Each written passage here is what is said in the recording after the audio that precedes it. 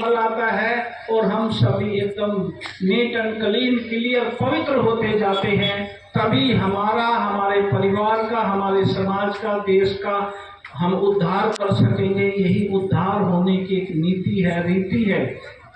भगवान हमें पढ़ा रहा है। यहाँ भी लिखा जाता है शिव भगवानोवाच, परमात्मा ने ये सृष्टि रचते समय और ब्रह्मा के द्वारा जो सिद्धांत सिखलाए, हम उनसे हटे तो हमारी दुर्गति हुई।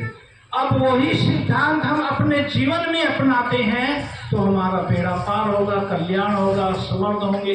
तन मन धन समय शक्ति एनर्जी से हमारी आर्थिक विकास भी होगा, शारीरिक विकास भी होगा, बौद्धिक विकास भी होगा और आध्यात्मिक विकास, शारीरिक विकास भी होगा। इसीलिए परमात्मा ने ब्रह्मा के द्वारा ब्रह्मा कुमार या ब्रह्मा कुमारी बहनों को निमित्त बनाया और खास नारी समाज जो पीछे चला गया था, पीछे धकेल दिया गया था, उन्हें नरक का द्वार कह दिया था, उन्हें ही परमात्मा बहनों के द्वारा उनका उद्धार और कल्याण कर रहा है। इसीलिए भारत में गायन है, भारत माताओं की जय, वंदे मातरम कहा जाता है। क्यों कहा जाता है? क्योंकि माँ एक ऐसी शक्ति है जिसके लिए यक्ष ने भी कहा, जब यक्ष ने पूछा युधिष्ठिर से सबसे भारी कौन है, उन्होंने कहा माँ पृथ्वी से भी भारी है। क्यों? क्योंकि माँ की ममता, माँ का स्नेह, प्रेम, प्यार, वात्सल्य के हम सब प्राणी जगत ऋणी होता है। वो सबको पालना देती है। सबसे पहला गुरु भी माँ को कहा गया है।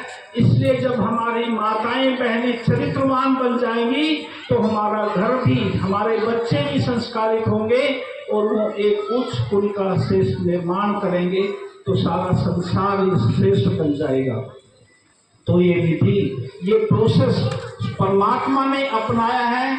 सबको किसी फॉर्मेलिटी नहीं, कोई ढकोसला नहीं, ज्ञान से एक विधि पूर्वक हम उस सिद्धि तक पहुंचते हैं, अर्थात संपूर्ण मानव बनते हैं, देवत्व को प्राप्त करते हैं, संपूर्ण संस्कृति को प्राप्त करते हैं। तो उस खोई हुई संस्कृति को हमें अपने 20 नाखूनों का जोड़ लगा करके हमें अब संपूर्ण बनना है, ज्ञान युक्त बनना है।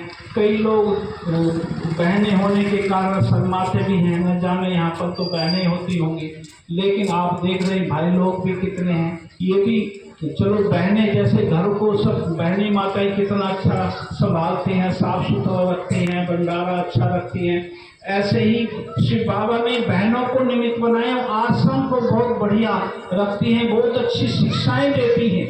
आज भी समाज में नारी क्या नहीं कर रही, पुरुष प्रधान की बराबर हो करके तो पूरा सहयोग दे रही है। किसी भी क्षेत्र में देख लो, नर्सिस के क्षेत्र में, डॉक्टर के क्षेत्र में देख लो, या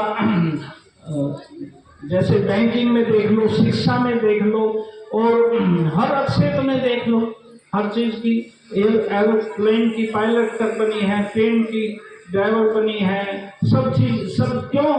क्योंकि उनका उत्थान हुआ है, उनका आत्मबल बढ़ा है, विवेक बल बढ़ा है।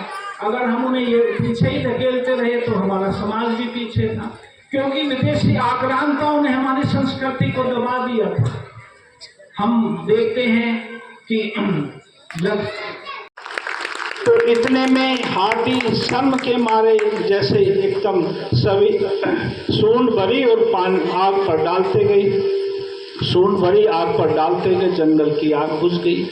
आज ठीक इसी प्रकार से ये अकेली बहनें, सारे जो समाज में विकारों व्यसनों की आग लगी हुई है, ये सिर्फ इनका ही कर्तव्य नहीं है, हम सभी सामाजिक व्यक्ति हैं, हम सबका प्रत्येक का कर्तव्य है कि हम उठें, जागृति लाएं और समाज में हर व्यक्ति में फैली हुई बुराइयों को बुझाने के लिए अपनी समय शक्ति एनर्जी लगाएं। तो निश्चित रूप से भारत फिर से स्वर्ग भूमि बन जाएगा, देव भूमि बन जाएगा, हम अपनी संपूर्ण संस्कृति पर लौट आएंगे।